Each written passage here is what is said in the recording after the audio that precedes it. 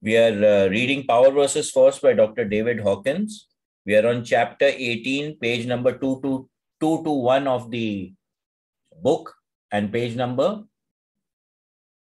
45 of the PDF. On the other hand, like love, laughter heals because it arises through viewing a small context from a larger and more inclusive one, which removes the observer from the victim posture. Every joke reminds us that our reality is transcendent, beyond the specifics of events. Gallows humors, for instance, is based on the juxtaposition of the opposites of a paradox. The relief of basic anxiety then results in a laugh. One of the frequent accompaniments of sudden enlightening realizations is laughter. The cosmic joke is the side-by-side comparison of illusion with reality. Shivangla, you're not clear, okay? So come closer to your mic, please. Okay, so what is he saying? That which removes the observer from the victim posture. So that's why humor is very, very important. And what we find is that when we are going into expanded states also, humor plays a very important part, because you can get a lot through a joke, right? And again, laughter automatically puts you on the right side of the grid. So whenever we are operating on the right side of the grid, things actually start to happen. It will reduce anxiety, it will reduce fear, it will reduce anger, irritation. Everything gets taken care of if we are laughing.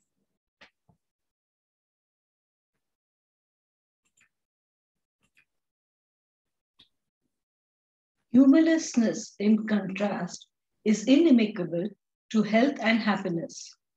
Totalitarian systems are notably devoid of humor at any level. Laughter, which brings acceptance and freedom, is a threat to their rule through force and intimidation. It is hard to oppress people who have a good sense of humor.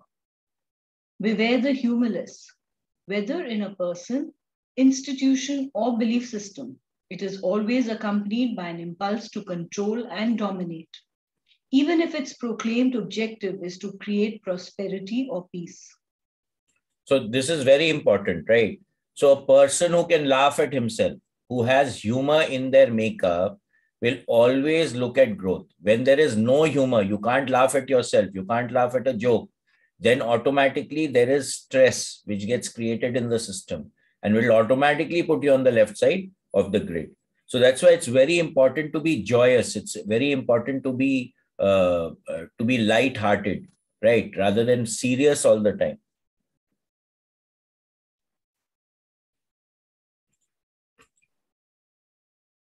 One cannot create peace as such.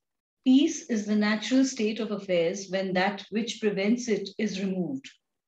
Relatively few people are genuinely committed to peace as a realistic goal.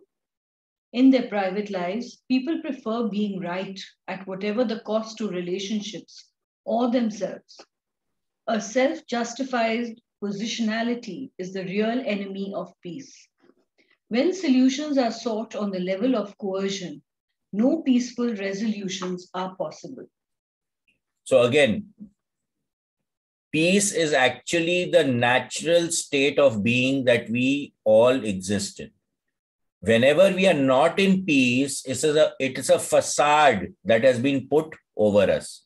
And to be frank with you, most of us, when we are living in society, we create a facade all around us that we need to look like this.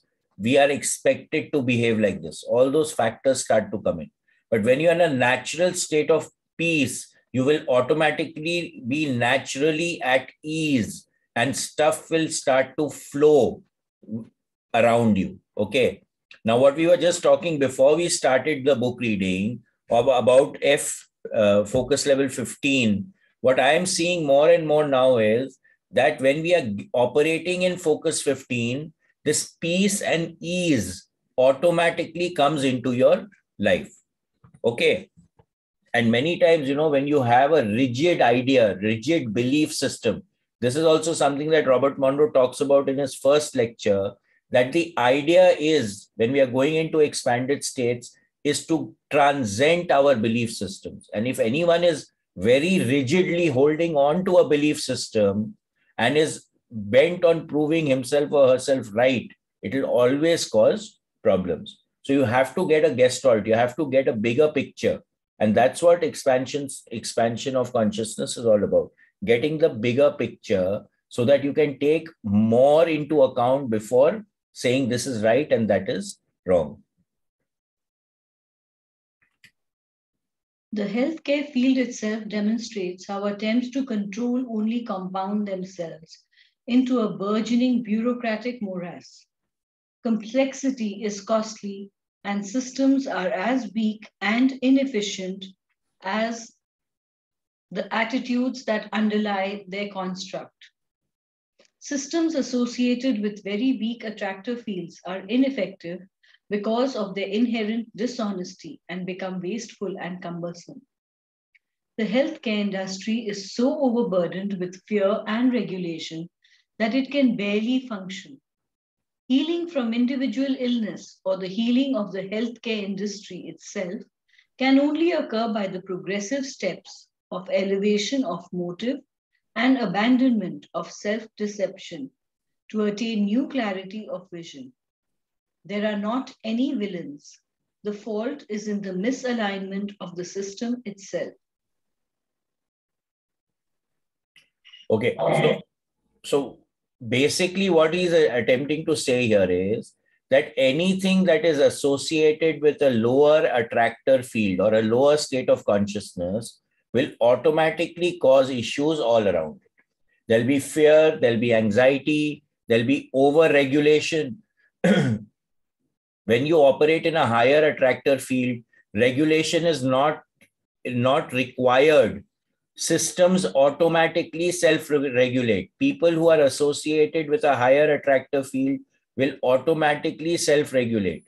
You do not have to put draconian laws on people to maintain harmony because they automatically get into the flow.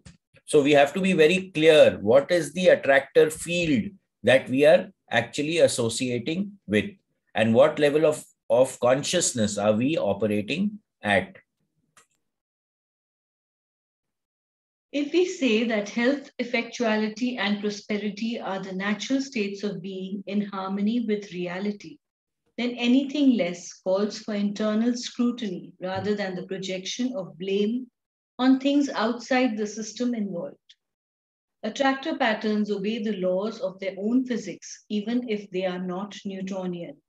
To forgive is to be forgiven. As we have observed repeatedly, in a universe where everything is connected with everything else, there is no such thing as an accident, and nothing is outside the universe. Because the power of causes is unseen and only the manifestation of effects is observable, there is an illusion of accidental events. A sudden and unexpected event may appear to be random, unrelated to observable causes, but its actual origin can be traced through research. A sudden illness always has discernible antecedents. Even accident proneness involves numerous small preparatory steps before accidents occur. So again, at the end of the day, we are responsible for what is happening around us, and everything is interconnected with everything else. So the blame game doesn't work, right? And we have to observe what is happening. And if we are doing something, we can be sure that the effect is radiating out from us. And at some point in time, it will come back to us. So this again brings us back to Robert Monroe's first talk when he gives it in the Gateway Voyage, is that we have to be very, very observant about our thoughts, the way that I look at it, that every action stems from a thought. So the more observant you become of your thoughts, the more resilient you become, and the more you can associate yourself, or you empower yourself to associate with a higher attractor field than a lower attractor field, because you start operating out of awareness, right? So there are no accidents. Everything has to follow something. And it is a result of what we are thinking and what we are doing. A disease process is evidence that something is amiss in the workings of the mind and that there is where the power to effect a change resides. Treating an illness as a physical process only within the ABC world of effects does not correct the origin of the dysfunction and is palliative rather than curative. It is possible for a lifelong affliction to heal rapidly with a mere shift of attitude. But although this shift may seem to occur in a split second, it may take years of inner preparation. So now, this is something that we are constantly seeing in the biofield tuning process. When we are going into the field, we find that certain blocks are there in the field, and that can be caused due to mental, emotional, physical, or psychic issues, right? But now, if we are, let's say I have IBS, I have irritable bowel syndrome, and I'm attempting to treat it at a physical level, right? It may be coming from an emotional side, which has resulted in the IBS formulating. So now if I'm going to treat it at the physical level, the issue is never going to get sorted out because the underlying issue which has created the IBS in our physical system is originating in the emotional system. So it becomes very, very important to understand from where the issue is coming so that we can sort it out, right? So this awareness again becomes very, very important.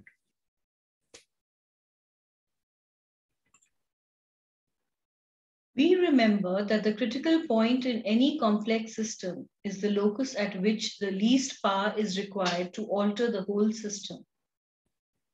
A move of even one pawn on the chessboard completely changes the possibilities of the game. Every detail of the belief system that we hold has consequences for better or for worse.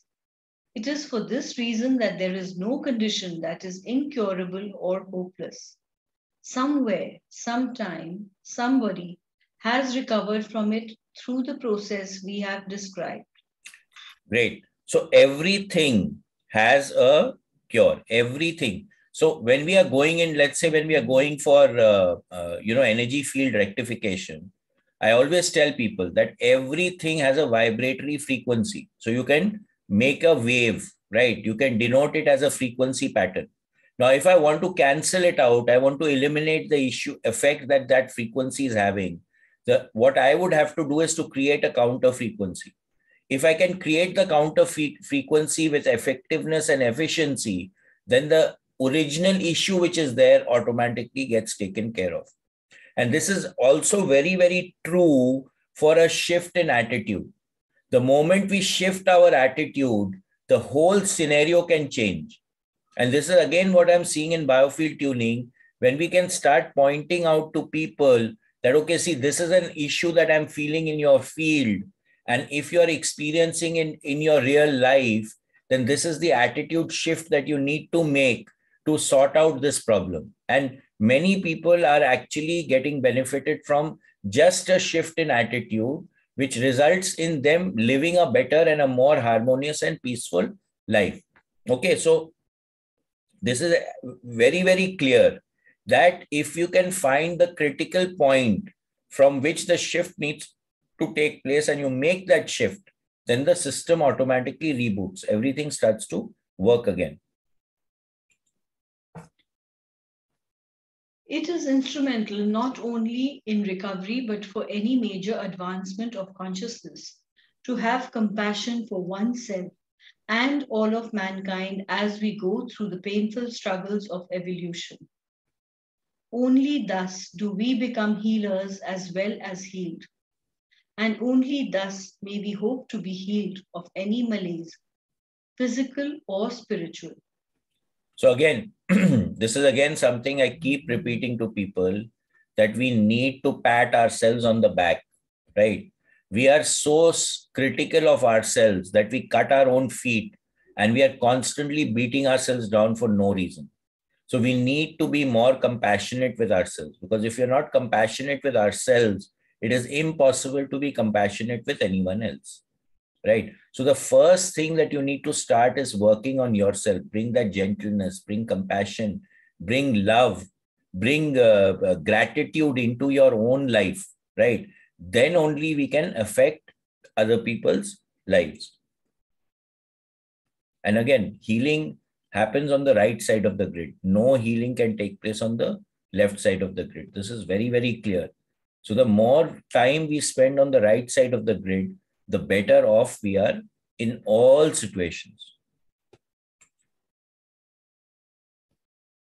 Does all this mean that if we learn to operate on the level of unconditional love, we will become immortal? Unfortunately, the protoplasm of the physical body is vulnerable to its own genetic programming as well as its external environment. But from the viewpoint of consciousness level 500 and above, it appears that death itself is only an illusion and life goes on unimpeded by the limitation of perception, which results from being localized in a physical body. Consciousness is the vital energy which both gives life to the body and survives beyond the body in a different realm of existence. So the physical body has a life, like anything that is around us, any instrument, like a car has a life, right? Yeah, you use it properly, you treat it well, it can last for 30 years, but at some point in time, it's going to break down. The same with the human body. So even if we live at unconditional love all the time, the efficiency with which our body system will work will be much better than if we are not operating above 500 of unconditional love. That is love and above. 500 is the level of love in the consciousness scale. So if we are, there's a term, love and above, right? Our aim in life, according to me, should be to live all the time in love and above. Now, we've already seen this in most of the workshops that is there, that we are more than our physical body. So even when that essence which is running this body goes out of this body, there is a continuation of life, right? So physical death as we know it is not the end. And this is something that you experience really beautifully in the Lifeline program. Of course, you have to attend the Gateway Voyage before you get into the Lifeline program, but you really experience this. And when you experience this, it gives a tremendous amount of freedom, because your fear of death actually goes down. It actually goes down. Okay. I know that there are some people over here who've attended the Lifeline program. Would anyone like to comment?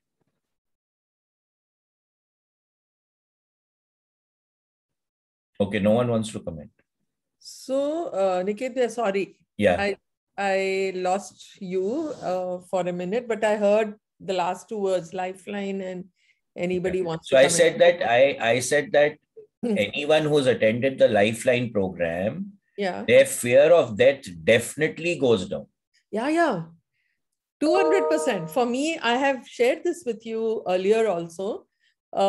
There's no fear of death. I mean, this is to everyone else, completely gone. And of course, there's fear of pain, there's fear of illness, which leads to pain or any other struggles, but there's no fear of death at all. And in fact, when there are others around me, whether family or friends, somebody close who passes over, I know if I'm sorry, if I'm crying or if I'm sad, it's because I am going to miss that person. That person actually has got freedom. So I'm very happy for that person. But yeah, I'm going to miss that person, so I'm sad. That's a whole shift in perspective and attitude has happened after Lifeline. Yeah, absolutely. So that shift actually takes place, okay? And it's a beautiful process, because then, you're more aligned to your inner self. Basically, that's the game that takes place, that shift takes place. True.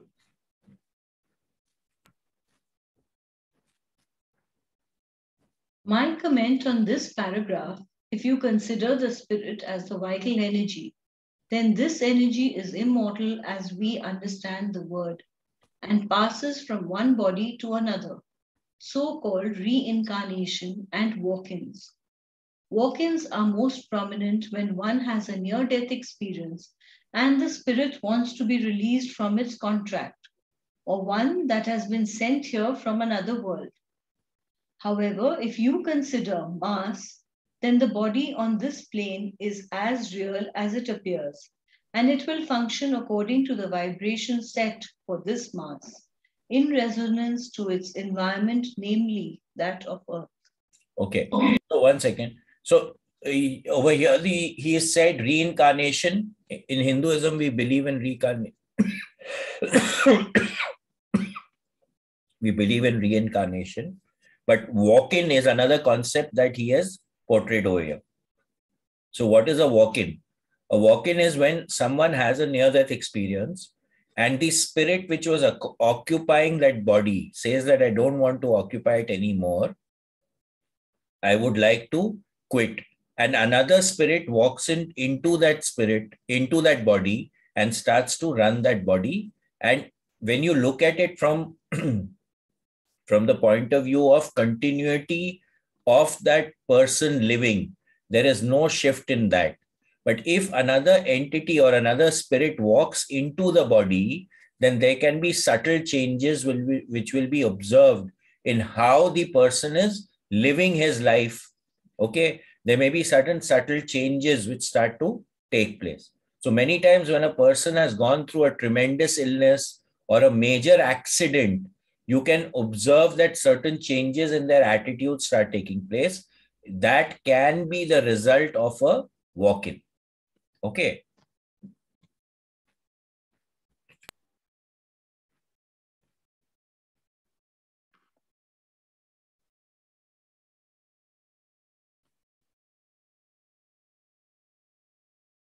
It is your true spirit or spirits will control your cells to perform the way they want them to.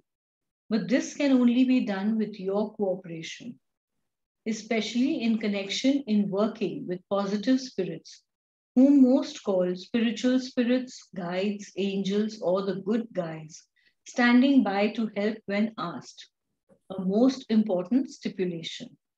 Right. So when we are in trouble, for example, right, asking for help is a very, very major and very, very important tool. And this is something that most of us forget.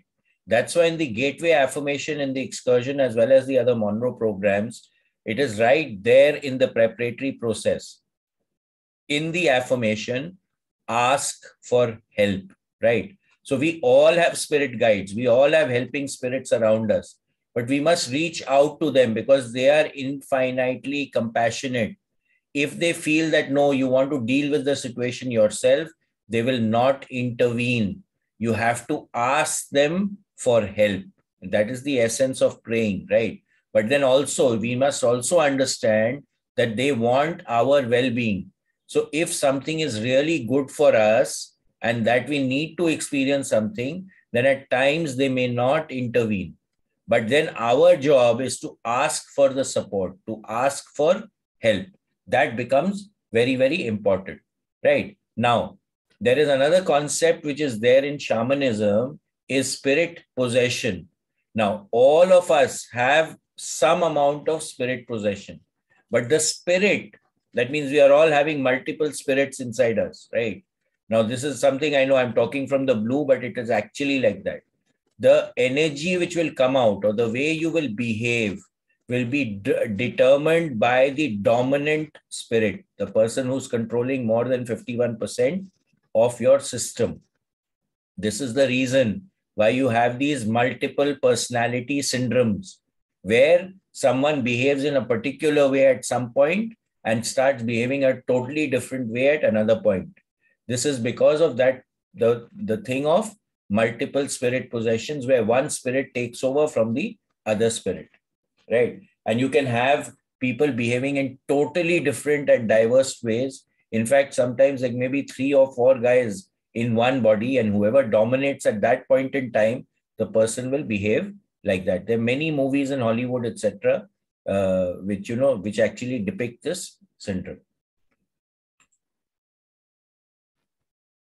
Consider a cell that can be kept alive simply by keeping its environment clean and the cell well fed. If the cell is taken from a body and the body dies afterwards, the cell will continue to live. This was proven in the chicken experiment where the cell was kept alive long after the chicken had died. If you want to live on another world that has a different vibratory rate, then you must first change your vibration mass to resonate with the world you wish to live on. Each planet has its own vibratory rate, and only that which resonates with its set vibration can exist without external support. Change the vibration of the cells and you change the total mass, which is being done all the time within set parameters. So again, if you want to live in an environment, then your vibratory frequency has to be in tune with that particular environment. For example, to understand this, if you take a block of ice, it is water, but the vibratory frequency has slowed down. So you can hold it in your hand. You raise the vibratory level, it becomes water. You can hold it in your hand, but it's more difficult. You raise it even further, it becomes steam, right? You can't hold it in your hand, but it is still there. So what is happening? The water is the same, but it is existing in different states, right? Like that, if you want to shift your state of consciousness, you have to change your vibratory frequency. Basically, that's it. When we take aura pictures, we get a spectrum of colors. Many of you have seen the aura pictures. We get a spectrum of colors from red to violet to multicolored, etc. Each of those colors is representing a certain vibratory field, which automatically reflects in the attitudes that you are living life with. Okay, so it's a continuous process. You shift your vibratory rate, you shift the vibratory rate of everything around you. So that's why it's very important to raise our level of consciousness. What is the state of consciousness that we are operating at becomes extremely important.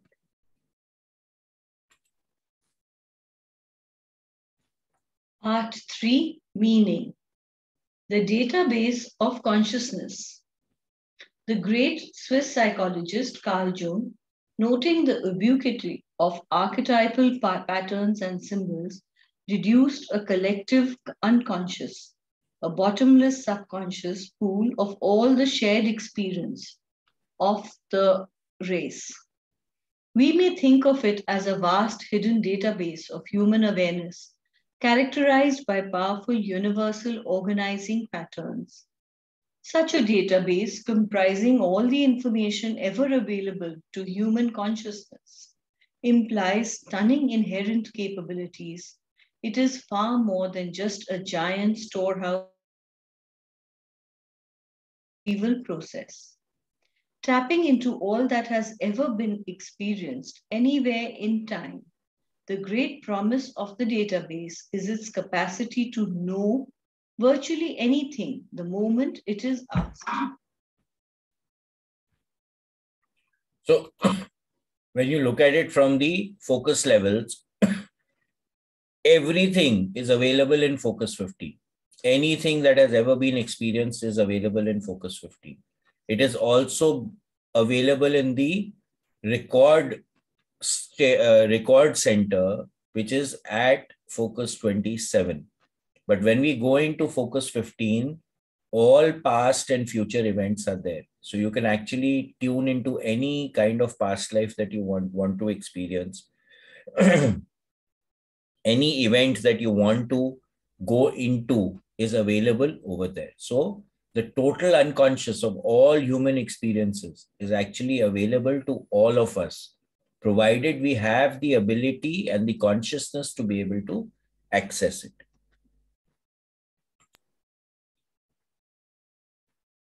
This is the origin of all information obtained sub or supra rationally.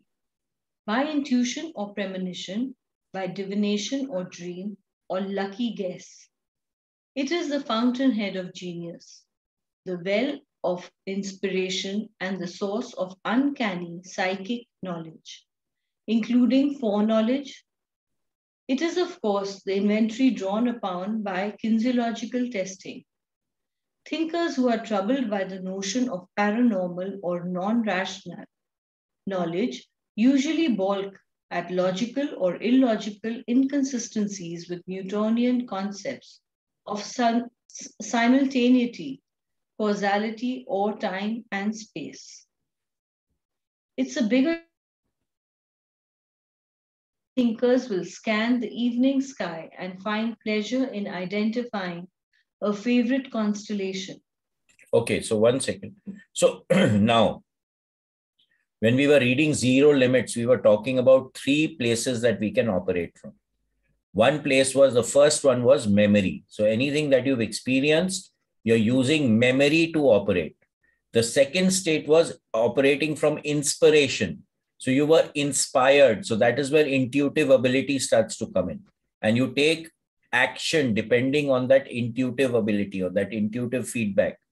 And then you had operating from zero, where things are happening and you are also happening at the same time. There is no doing and there is no thinking. There is no sitting and there is no doing.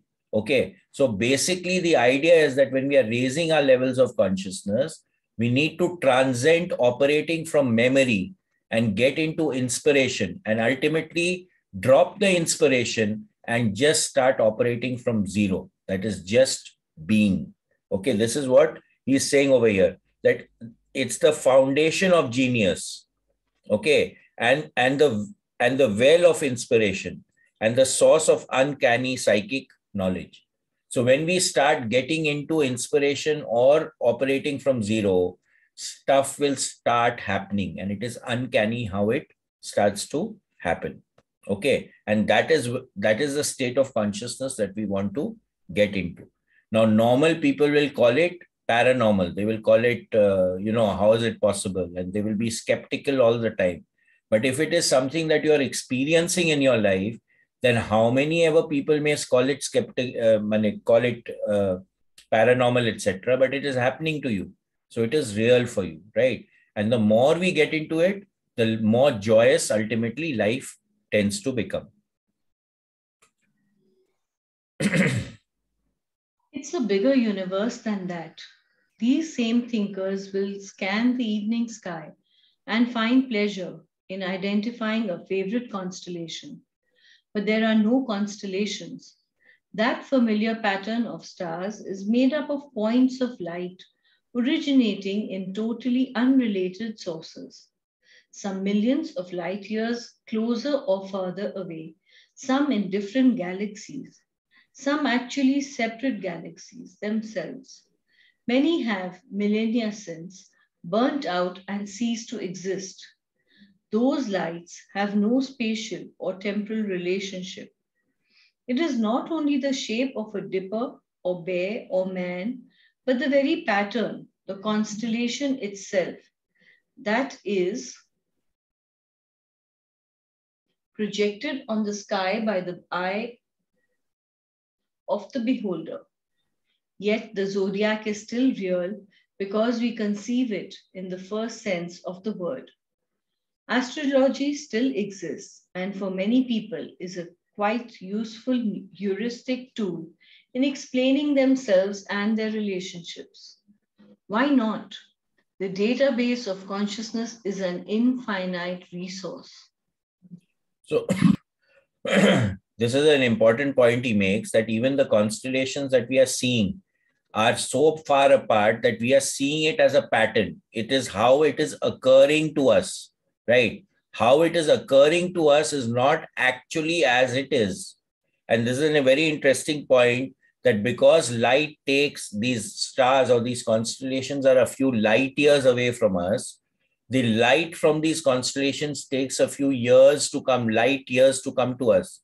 So by the time it reaches us over here, that star or that constellation may not be existing only, it may have burnt out, right? But for us, it is still real.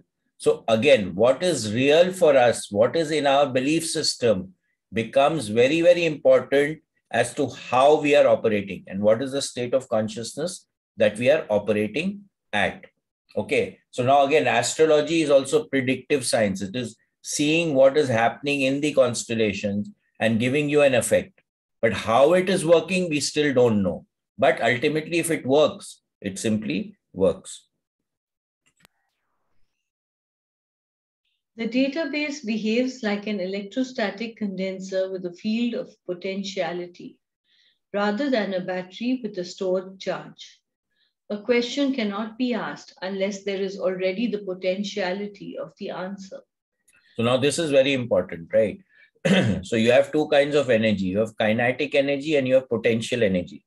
So what he's saying over here is that the field, it acts like a state which has potential energy, right? The potential of everything exists everywhere. Okay. And very important, if a question is being asked, then the answer has to be somewhere. So nothing happens without a reason. Nothing happens in isolation. Everything is connected with everything else.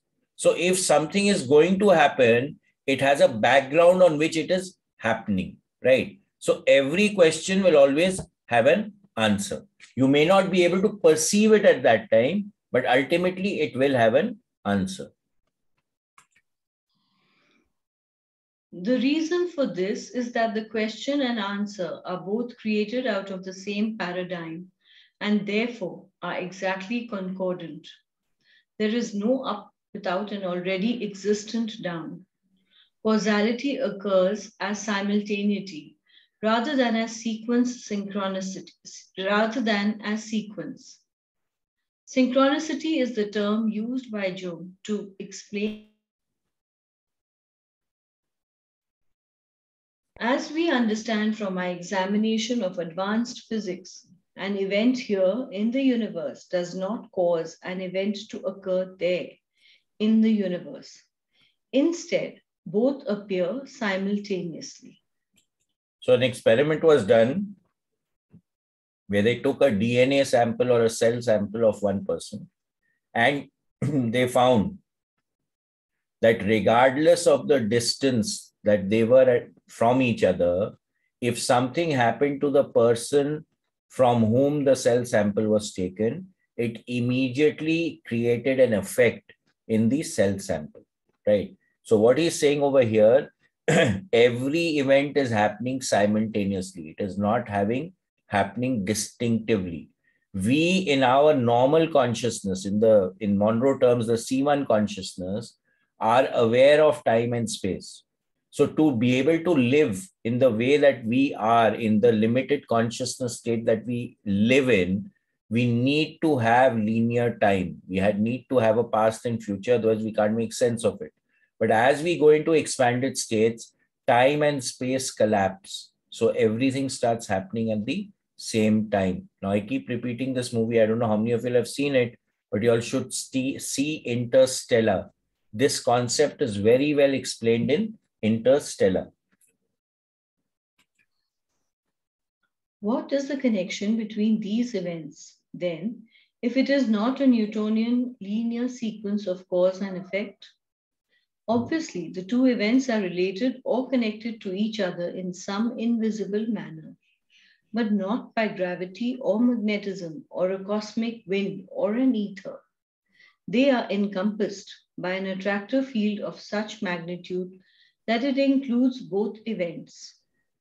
We may know this is so because otherwise the events would not be observable as events at all, much less simultaneously or as related to each other in time. So all events are interrelated and interconnected, right? And it transcends time and space. The connection between two events occurs only in the observer's consciousness. He sees a connection and describes a pair of events, hypothesizing a relationship.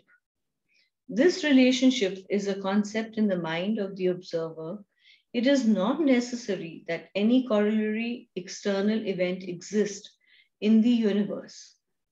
Unless there is an underlying attractor pattern, nothing can be experienced. Thus, the entire manifest universe is its own simultaneous expression and experience of itself. Now, this is really, really very beautifully put, right? What are you observing? You are observing what you are observing because there's a resonance about what you're experiencing in your field. If it was not there, you would not be experiencing that experience, right? So this is a question that we ask in most of the workshops. When you walk into a room, what do you notice, right? Someone will say, I'll notice people. Someone will say furniture. Someone will say books. Someone will say electronic goods. Someone will say the view outside, etc., etc. But the basic fact is that you will notice what you are interested in or what you resonate with, right? Also, the incident or the situation exists because the observer is observing it. If the observer was not observing it, then maybe that incident would not exist. Now, this is something when they do in quantum physics, when they're doing experiments, they find that the presence of another person observing the experiment changes the experiment. So now if the experiment was totally perfect and it was going to happen the exact same way, even if anyone was ever observing it, right? But it doesn't happen in that way. So they cannot replicate any experiment that is being done at the quantum level or at a much higher state of consciousness. So what is the last line over here? Thus, the entire manifest universe is its own simultaneous expression and experience of its own. So this can be a definition of Maya also, right? When you are whole, you can't experience anything. So Maya was created to create the experience. So literally speaking, Maya or whatever we are seeing around us from the Vedantic principle is what Maya is basically through us experiencing itself.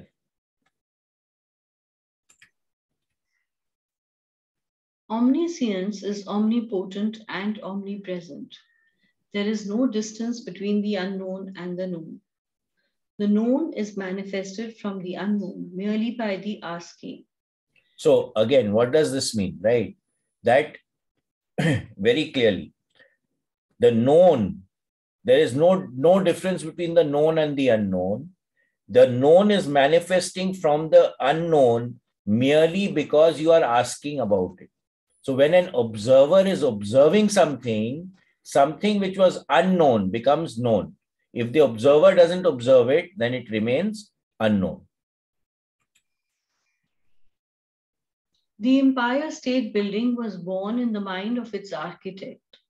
Human consciousness is the agent whereby an unseen concept is transformed into its manifest experience, that building, and thus frozen in time. What happened on 32nd Street in New York City in 1933 is there for all to see.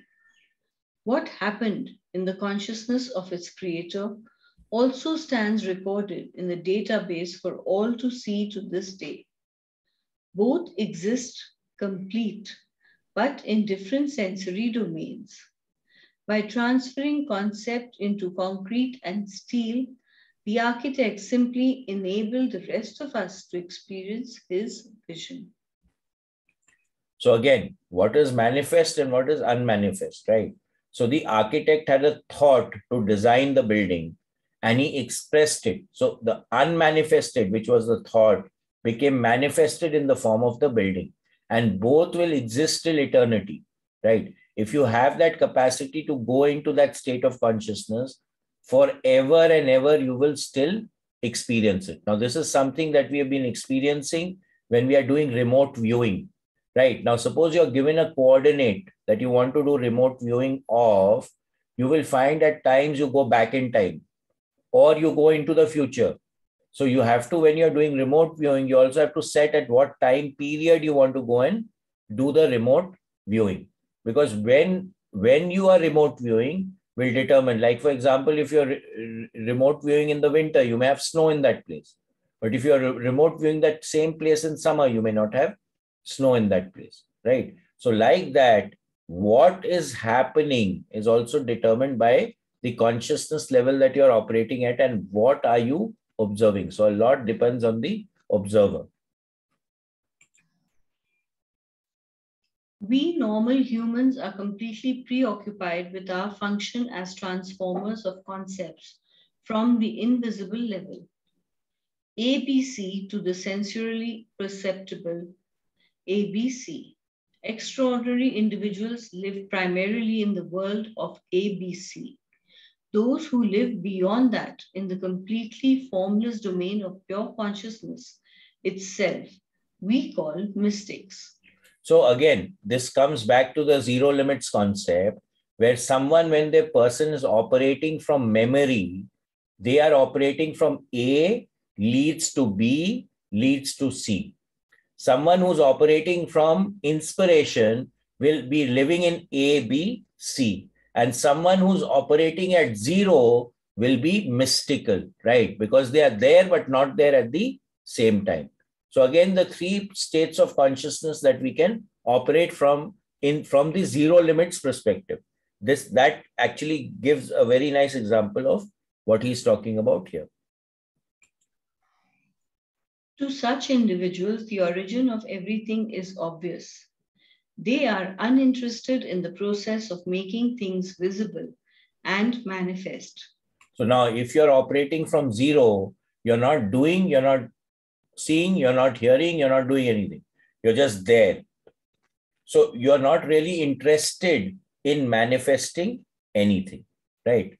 Everything is, that's it. So everything is still when you operate from zero. To such individuals, the origin of everything is obvious. They are uninterested in the process of making things visible and manifest. In everyday life, these are the creative people who spawn new enterprises and then turn over their execution and management to others. Now, this is important, right? Where does anything come from? It comes from nothing. So it comes from zero. And this is something that they're observing in quantum physics also, where when you go into the particles which are below the atom, they're called quarks. And these quarks appear from nowhere and they disappear into nowhere.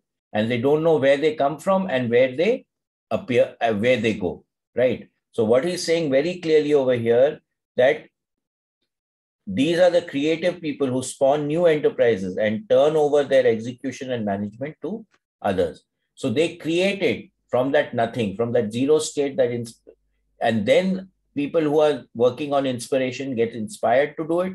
And then it comes down where people have a memory of doing that and they start operating out of memory. So all creativity comes from the zero state of consciousness. The yet more advanced mystics conclude that only their ABC level of awareness is real and the observable world is a dream or illusion. So again, when you're going into a very high state of consciousness, everything becomes literally an illusion, right? You've transcended that state where you understand that what is real and what is not real.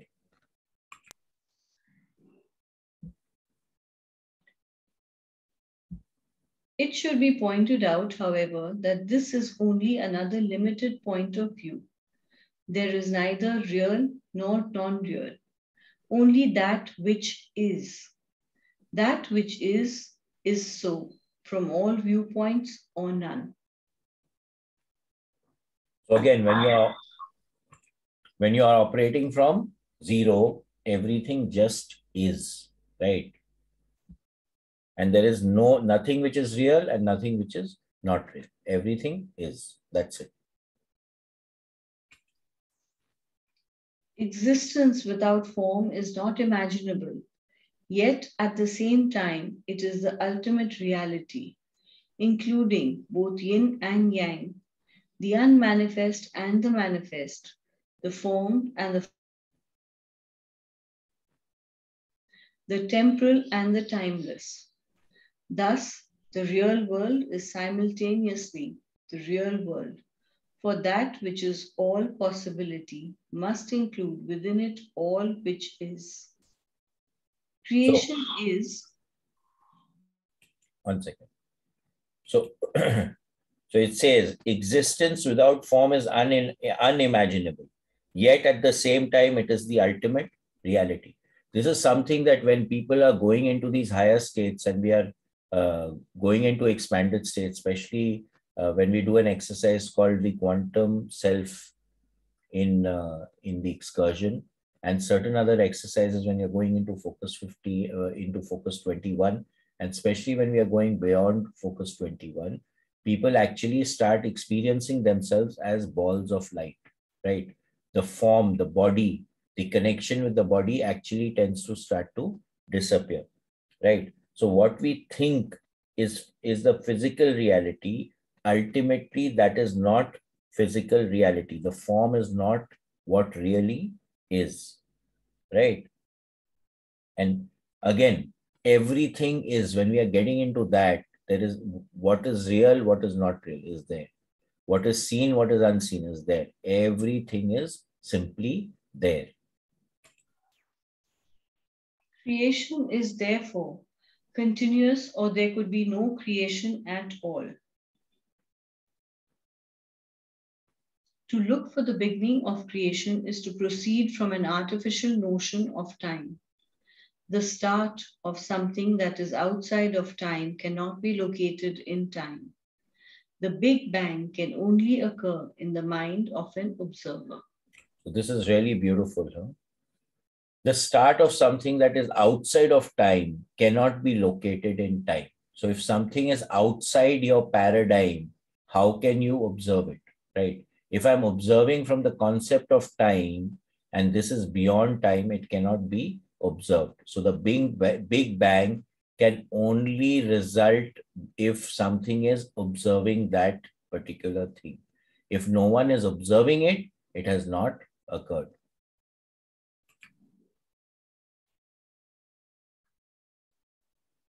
Should we stop here? No, 1.5 page. Acha, okay, we can stop.